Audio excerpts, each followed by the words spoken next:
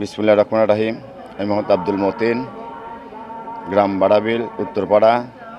এই নূর মণ্ডল যে একটা মিথ্যা অভিযোগ প্রেরণ করেছে, এটা সম্পূর্ণ মিথ্যা। এই বিগত 16 বছরে সে আমাদের বাড়াবিল 9 নং ওয়ার্ডের সাজাদপুর পৌরসভাধীন 9 নং ওয়ার্ডের যে অন্যায় অত্যাচার করে বেড়াইছে, তার কিছু বর্ণনা আমি দিচ্ছি। সাবেক সেনা সদস্য শামতুল হক এর কাছ থেকে 1.5 লক্ষ টাকা চাঁদা নিছে।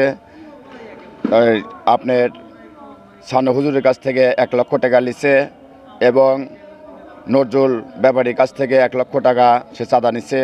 সানু হুজুরের ভাই সিরাজুলের কাছ থেকে 50,000 টাকা নিছে। আব্দুর রব প্রামাণিক বাড়াবিল উত্তরপাড়া, তার কাছ থেকে 50,000 টাকা চাঁদা নিছে এবং মুন্না ব্যাপারীর কাছ থেকে 2 লক্ষ টাকা চাঁদা নিছে এবং একটা পারিবারিক বাড়ির সীমানা সংক্রান্ত কারণে সে নিজে থেকে একটা ছেলের ব্লেড দিয়ে মাথা কেটে মিথ্যা মামলা দিয়ে তার কাছ থেকে 2 লক্ষ টাকা চাঁদা নিছে। এই অবস্থায় সারা বাড়াবিল এবং বাড়াবিলের পশ্চিম পাশে কাইমপুর ইউনিয়নের খাড়ুয়া জংলা, চুলদরি, আঙ্গারো এই এলাকায় বিভিন্ন দরবার সালিশ করে, বিভিন্ন লোকে হয়রানি করে, বিভিন্ন লোকে মারপিট করে, তার পিটিও বাহিনী হাসুয়া চাইনিজ কোরাল নিয়ে বিভিন্ন লোকে ভয় দেখা, বিভিন্ন রকম অন্যায় অত্যাচার করছে।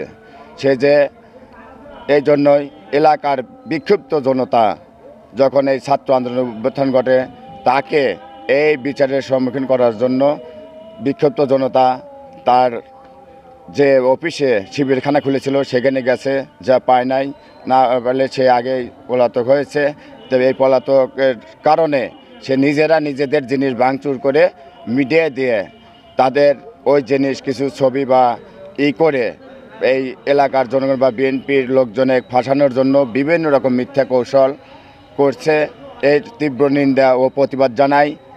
আমাদের এলাকায় গেলে যাদের নাম বললাম প্রত্যেকেই এই কথা বলবে, এটা সত্য ঘটনা, সবাই এর প্রতি অবগত আছে।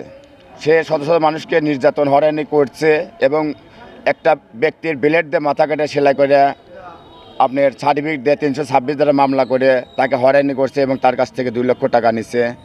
এবং যাদের নাম বললাম তাদের কাছ থেকে আপনারা প্রয়োজন পড়লে পরে তথ্য নেন যে আসলে আমি তো নাম বললাম, সবাই বলবে যে হ্যাঁ আমাদের কাছে এ নিছে, যে আমি যেটা উল্লেখ করলাম আপনার কাছে এটা আছে, আপনি এই কপি অনুযায়ী নেন, সবই পাবেন ইনশাল্লাহ। প্রকৃত এই মিথ্যা প্রচারণা চালানোর জন্যই সে এই মিথ্যার আশ্রয় নিচ্ছে, দেশকে অস্থিতিশীল করার জন্য এবং বিভিন্ন কৌশল অবলম্বন করে এই মিথ্যার আশ্রয় নিচ্ছে।